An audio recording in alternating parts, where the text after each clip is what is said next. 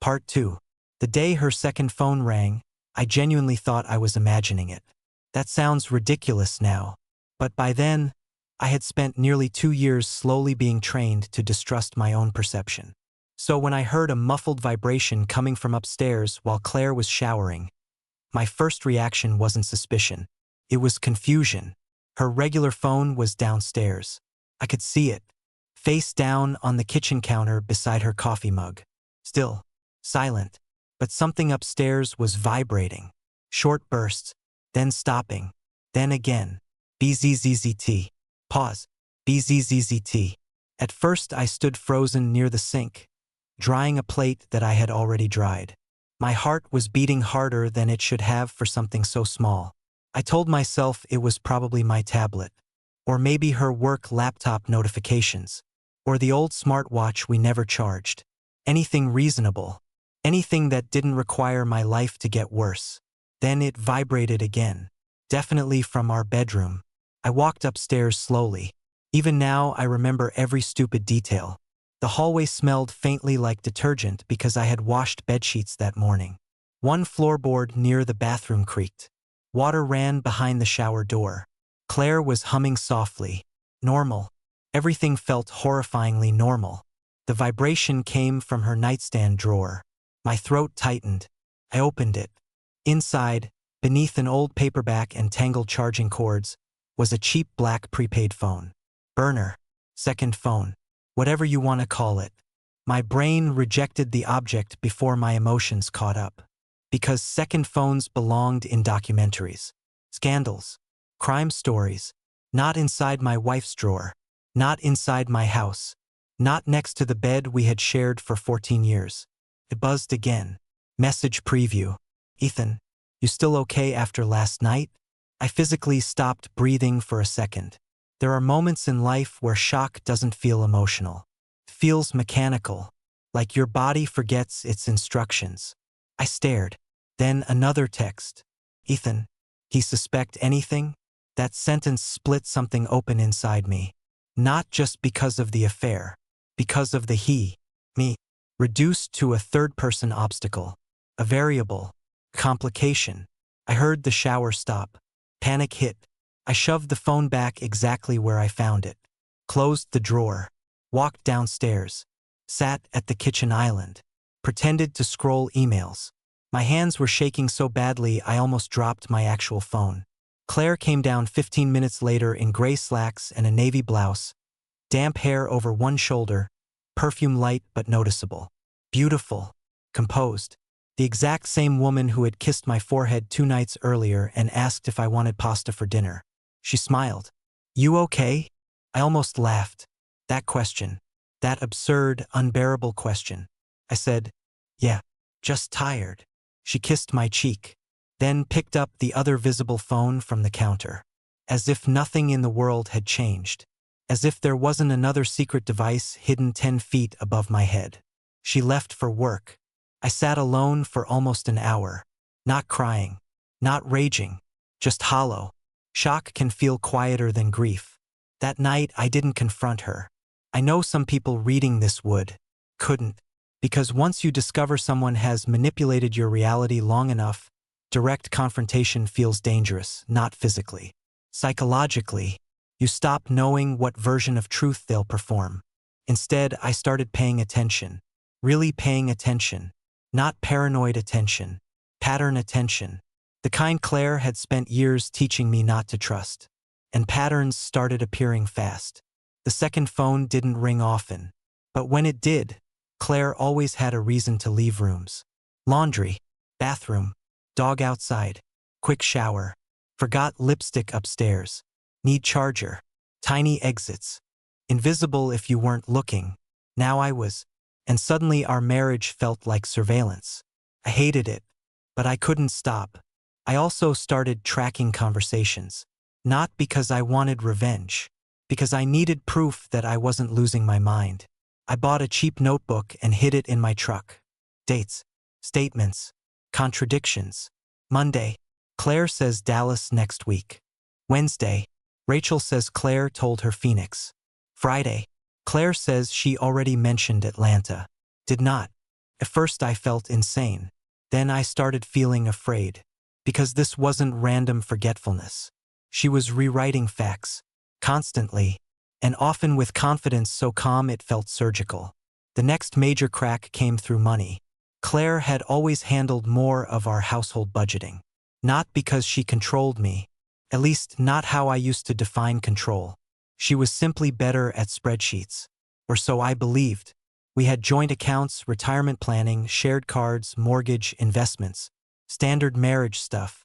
I checked one evening while she was supposedly at a leadership dinner. Mostly because of Boston. Because one lie had taught me to question all reasonable explanations. First, nothing strange. Utilities. Groceries. Gas. Then transfers. Repeated. Small enough to avoid immediate alarm. $800. $1,200. $650. $900. Over months. To a separate account I didn't recognize. My chest tightened. At first I assumed business reimbursement. Investment automation. Tax movement. Again, my mind defended her before accusing. Then I found the account name tied to her private banking profile. Her. Only her. Hidden. Not joint. That wasn't just cheating. That was planning. Maybe escape. Maybe safety net. Maybe second life. I didn't know yet. But financially, emotionally, psychologically, I had not been living inside the same marriage she had. I confronted softly. Not the affair. The money. The dinner. Quiet tone. Careful wording. Hey, I noticed transfers to another account. Is that investment related? She froze for maybe half a second. Then smiled. Too easily. Oh, that. Like I was asking about coupons. My separate emergency savings. I blinked. We have savings. Yes, but women keep private safety funds sometimes. That sounded socially reasonable enough to destabilize me instantly. Was I overreacting? Was this normal? Was I making something sexist? She watched me think. Then said, "You're not upset I have financial independence, are you?" There it was. Redirection. Not answering the hidden account. Reframing my concern as moral failure. I backed off. Again. Because Claire was terrifyingly skilled at making reaction feel uglier than action. A week later, Marcus called me out. Hard. We were at a hardware store buying lumber for a deck repair at his place. I don't even remember what aisle. Fasteners, maybe. I had been quiet all afternoon. Finally, Marcus asked, "You gonna tell me what's actually happening?" So I did. Everything. Phone. Memory issues. Ethan. Burner phone. Money. Lies. Marcus stared for a long time. Then, "Do you hear yourself?" I frowned. "What?" "You've spent years explaining away behavior that would terrify you if it happened to someone else." That landed hard. Then he said something worse. "Do you even know whether she's cheating? Or whether she's built an entirely separate life?" That sentence followed me home. Because suddenly I wasn't just afraid of infidelity. I was afraid of scale. How much of my marriage had been real? Then came Christmas. And I finally saw her public mask crack. Claire hosted beautifully. As always, candles, wine, soft jazz, roasted vegetables arranged like she worked for a lifestyle magazine. My sister Rachel, Marcus, his wife Tessa, Claire's younger brother Noah. Everyone laughing. Normal. Then Ethan called. His name flashed on her visible phone. She grabbed it too fast. Too sharp. Her smile vanished. "I need to take this." She stepped outside. Tessa looked down immediately. Marcus went still. Rachel's jaw tightened. Noah stared at his plate. And that's when I understood something horrifying. Some people suspected. Maybe not details. But enough. Enough to feel discomfort. Enough to avoid eye contact. Enough to let me keep drowning politely. Claire returned smiling. Warm again.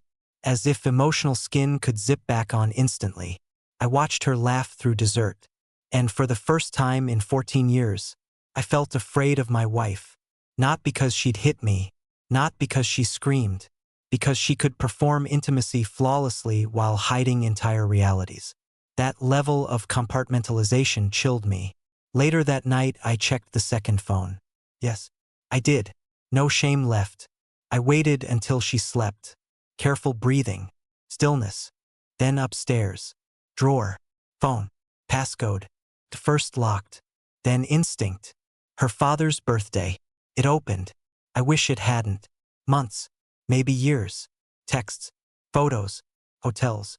Flights. Voice notes. Ethan wasn't just an affair. He knew intimate details of our life. Arguments. Finances. Fertility grief. My insomnia. My fears. She had fed him pieces of me. Private things. Sacred things. Like emotional theft. Then I found messages worse than sex. Ethan, does he still question things? Claire, sometimes. But if I stay calm, he second-guesses himself. Ethan, that's dark. Claire, he trusts me more than himself. I had to sit down. Literally. On bedroom carpet. Phone in hand. Chest tight. Because betrayal hurts. But reading yourself described like a psychological system? That's different. That's dismembering. She knew. She knew exactly what she had been doing. The memory corrections. The calm contradictions. The subtle redirection. Not random. Pattern. Control. Deliberate. And suddenly the worst fear wasn't my wife is cheating. It was, my wife has been shaping my reality for years. And I still hadn't reached the deepest secret. Because buried inside those messages was proof Ethan wasn't the only lie. Part 3 continues.